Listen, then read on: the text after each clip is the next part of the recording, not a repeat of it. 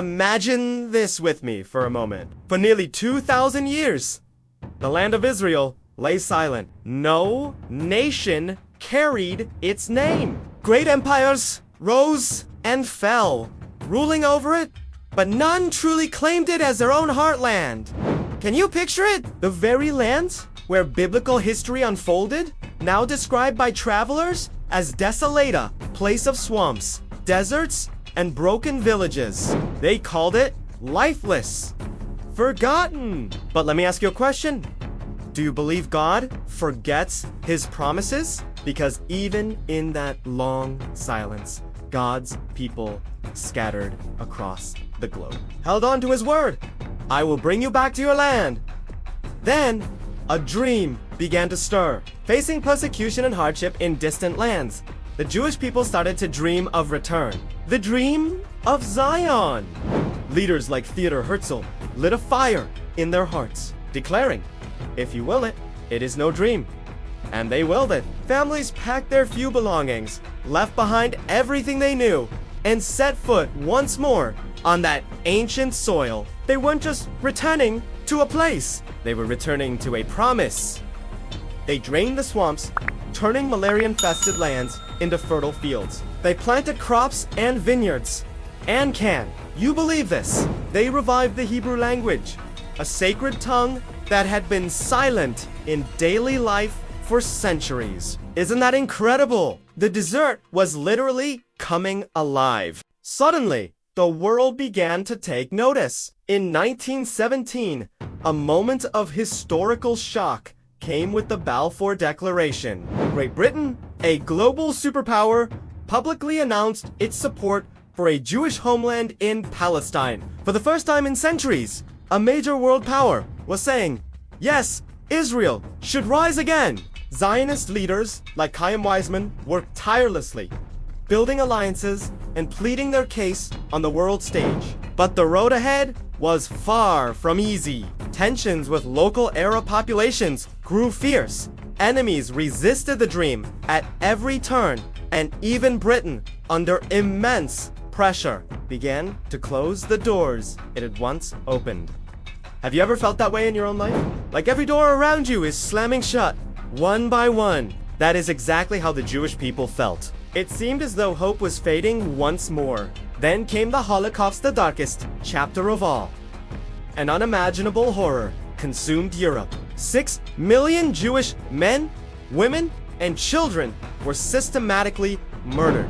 The survivors who emerged from the ashes had nothing left. No homes, no families, no refuge. The cry for a homeland, a safe place to simply exist, was no longer a dream. It was an absolute necessity for survival. But in that darkest of times, a light of compassion shone from a completely unexpected place. The Philippines. President Manuel L. Quezon, a man of great courage and heart, opened the doors of the Philippines and welcomed over 1,200 Jewish refugees fleeing the terror in Europe. He famously said, "There is no room for hate here." Isn't that powerful? When almost every nation on earth turned its back, the Philippines chose compassion. And that wasn't the end of the story. Later, in 1947, a crucial vote was held at the newly formed United Nations. The world's nations would decide the fate of Palestine and the Jewish people's dream. When the votes were tallied, the Philippines stood tall once again.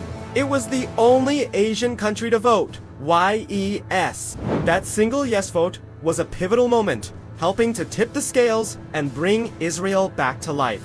So, I want to ask you, doesn't it make you proud that the Philippines stood with Israel in their darkest hour? It reminds us that even one nation, when guided by compassion and courage, can help change the course of history forever.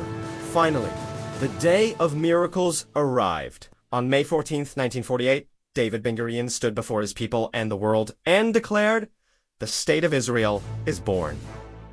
After 2 millennia, the name Israel was back on the map. The dream was real, but the celebration was short-lived. The very next day, 5 neighboring Arab armies invaded, determined to destroy the newborn state before it could take its first breath. Everyone expected Israel to be crushed. A tiny, brand new nation against 5 established armies. But against all odds, Israel survived. Do you see it? This wasn't just a political event. This was prophecy unfolding before the world's eyes. God had kept his promise. The rebirth of Israel is more than just a history lesson. It is a powerful testimony that God is faithful. It's proof that no matter how long the night, hope can rise with the dawn. Even when the world says impossible, God whispers, "It shall be done." So I ask you, my friend, do you still trust God's promises for your own life? Think about it. If he can restore a nation after 2,000 years of silence and scattering, can he not restore your family, your health, your dreams, your future? His faithfulness is not limited by time or circumstances. From desolation to rebirth, from exile to homecoming. Israel's story shows us this one profound truth. God never forgets his people, and he never, ever forgets his word. What feels like a barren desert in your life today could be the very place he is preparing to make bloom tomorrow. Let this story be an encouragement to you. Hold on to his promises. Thank you so much for joining me on this incredible journey through history. If this story inspired you, please consider liking this video and subscribing to our channel for more content that builds up your faith. Until next time, may you walk in the knowledge that God's promises for you are just as certain.